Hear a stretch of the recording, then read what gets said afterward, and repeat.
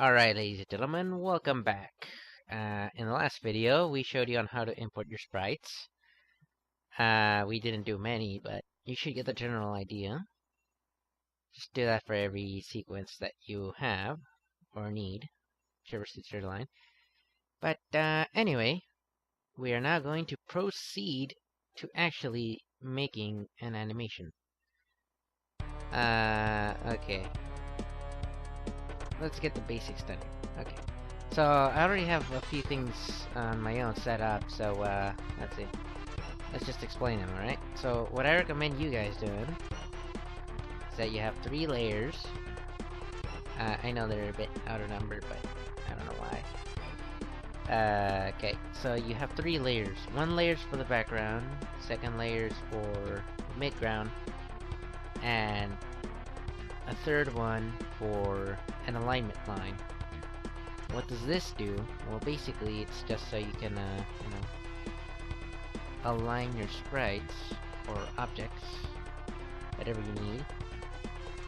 And then a 4th one on top of that one, just so you can start working. So see, right here you just start putting your character. Okay. So we're just gonna explain a few things. Okay, so how the alignment line works is basically you just lock it, okay? Because you don't want to accidentally select it, as well as your background and midgrounds. But we don't have any. Let's just pretend we do.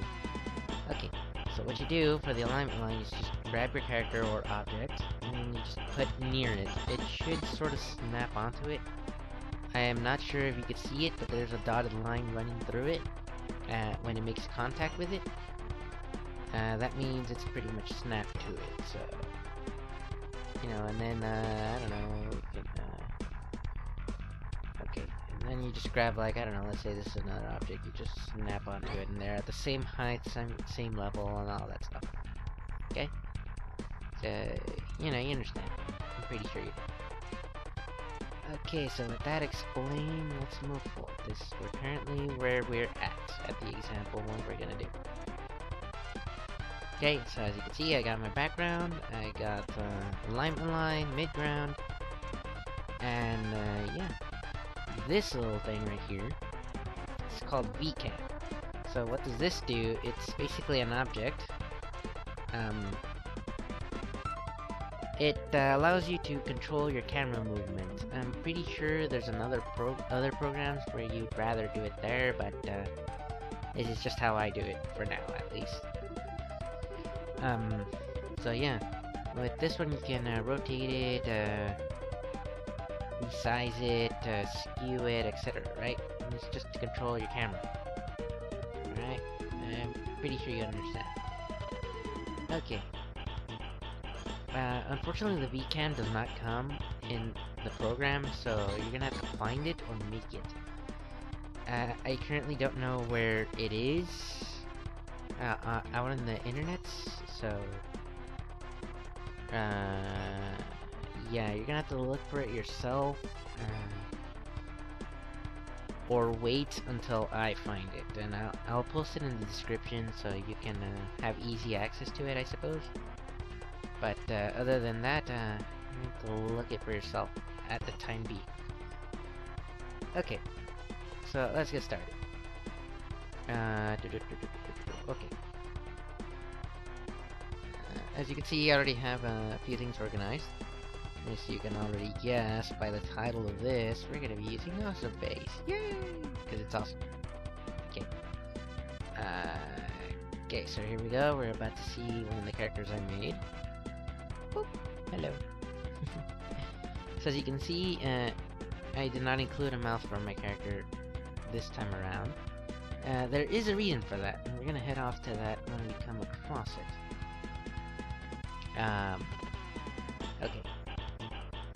So let's see. As you can see, no mouth, and I left a frame before that. There is a reason. I'll explain it at the end of it. And yeah, increase frames here. Okay. Next thing we do is okay.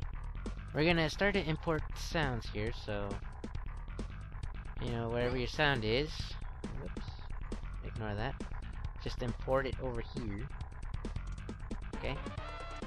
And there it is, right there, okay? And then, how do you use it?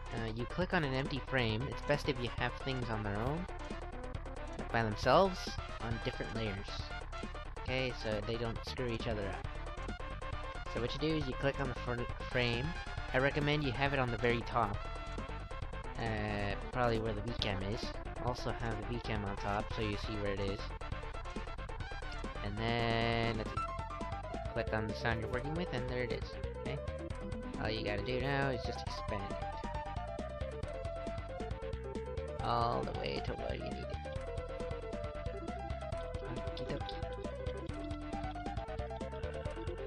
Let's just say we're gonna need it up until there, right?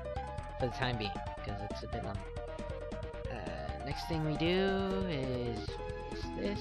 So as you can see, I have a layer on top of the layer that my character's on. And for the following reason. Since this clip is a voice clip, basically, you know, there's people talking there, and I would like it so it looked like my character's speaking. I left this layer empty so we can do lip sync, which is why I have prepped this thing. In your FLA for your character, I recommend having at least a pack of these somewhere, so you know, it makes it a bit easier, prepped and ready to go. So you can also import it to a new project. Yeah. So we're gonna go ahead and do that. Let's see, we're gonna start off right here and move over here. Boop. Zoom in. Oops, too much. Okay, there you go. Copy that one, because that was the one we're gonna start off with. Click over here. Whoops, what did I do? Control plus. And then over here again. Control B. Okay. So now we're gonna push the arrow keys so it can move. You hold shift so you can move it faster. As you can see, it moves half a pixel. If you just push the arrow keys, it's just gonna move a little bit so you can have it a bit more accuracy. Keep in mind that depending on how zoomed in or out, it's gonna move far. So as you can see, it was zoomed in and it'll move half. Holding shift when you're zoomed out one, and then pushing an arrow key will make it move a whole pixel, see? So, yeah. Let's see. So we're gonna start off with that. And we're gonna start doing some lip syncing. Unfortunately, this is a very time-consuming portion of any animation, if you want to be sort of an overachiever, I guess. So, we're gonna sort of stop talking here. We're gonna speed it up ahead, just so, you know, you don't get too bored with me just being quiet. Okay? So, we're gonna speed it up right now.